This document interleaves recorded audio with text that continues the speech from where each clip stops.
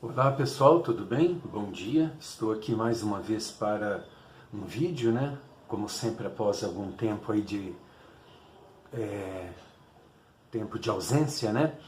E então hoje eu quero falar algo que aconteceu comigo recentemente, que foi a ida a uma palestra na UTFPR, onde eu estou fazendo mestrado em linguagem e tecnologia, uma palestra do professor, né, também tradutor, Christian Schwartz, e ele falou sobre a questão de máquinas, né, traduzirem,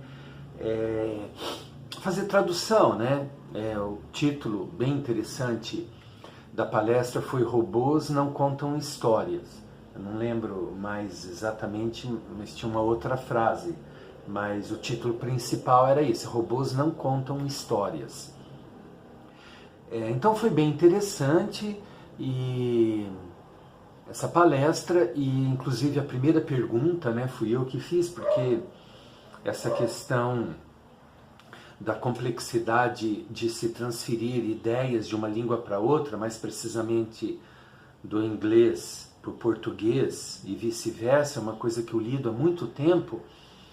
Então eu estava ansioso para fazer uma pergunta e na hora ali eu até fiz essa pergunta de um modo mais light, digamos assim, porque sinceramente eu fiquei com medo da resposta. Porque o que eu tenho notado é que os mestres, doutores, quando você entra nessa questão, eles são bem assim peremptóricos.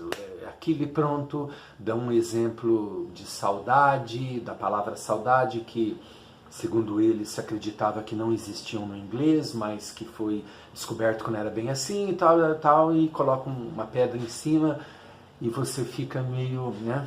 É uma guerra de ideias, né? Que você retrocede, porque eu estou começando o mestrado oficialmente agora, embora eu já fiz algumas matérias, eu tenho até, de certa forma, pouca leitura, né, em relação a isso, só que o que eu tenho é muita vivência com nativos e experiência como professor, e é daí que eu quero pegar e já direto na questão que esse vídeo seria uma análise da fala do Christian Schwartz. Esse é o objetivo desse vídeo aqui.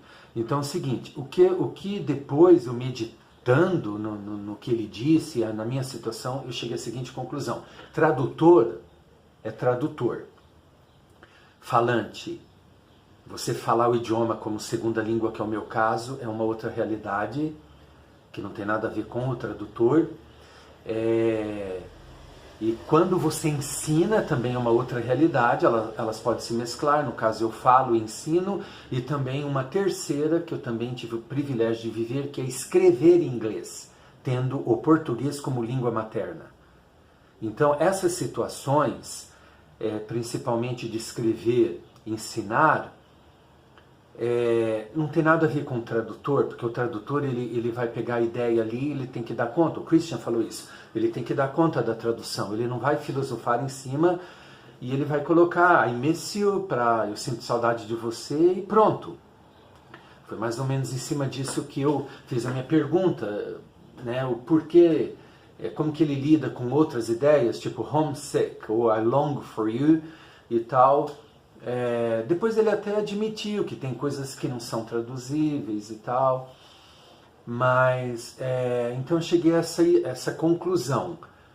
A minha posição como professor de inglês é algo totalmente diferente, eu vivo isso em sala de aula constantemente. E é interessante que isso aí me fez dar uma olhada naquela ideia do Sapir e do Orwell, né, sobre as hipóteses que eles levantaram.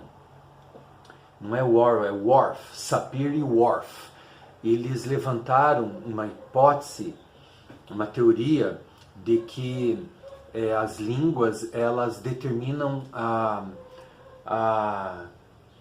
visão, né, os limites de como um povo, isso palavras minhas, né, enxergam o mundo, principalmente em relação a cores e o tempo. Depois foi mostrado que essa ideia ela não teve força, e ela foi chamada de a hipótese forte, porém teve a hipótese fraca, que não determina, mas influencia a forma com que aquele povo vê o mundo. E essa ideia, ela ainda está em pé, e eu, na minha experiência lá, eu vivi 5 anos nos Estados Unidos, trabalhei no jornal, escrevi em inglês, hoje eu ensino inglês. Eu diria que ela é muito forte, e eu assim consigo visualizar o quanto ela tem força.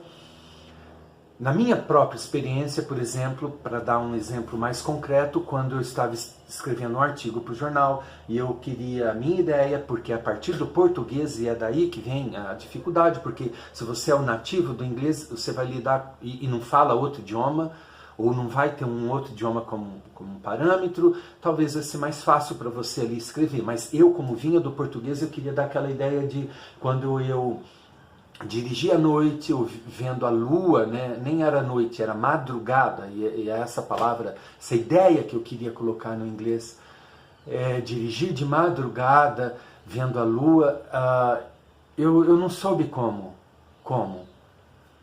explicar isso. Daí eu conversei com o editor e falou, então é late at night, que seria a ideia de tarde da noite. Eu falei, mas não é bem isso. Então é early in the morning. Eu falei, também não é isso, porque assim, quando dá meia-noite já é AM, já é morning para eles.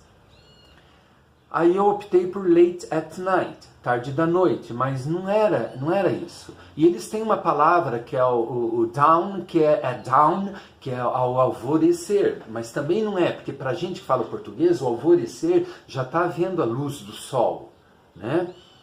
Então eu vivi isso nesse exemplo que eu estou dando, e outros durante as conversas com eles, a minha vida lá, todo o tempo eu tropeçava nessa questão que me leva a crer que a hipótese fraca que um idioma influencia, ela é muito forte.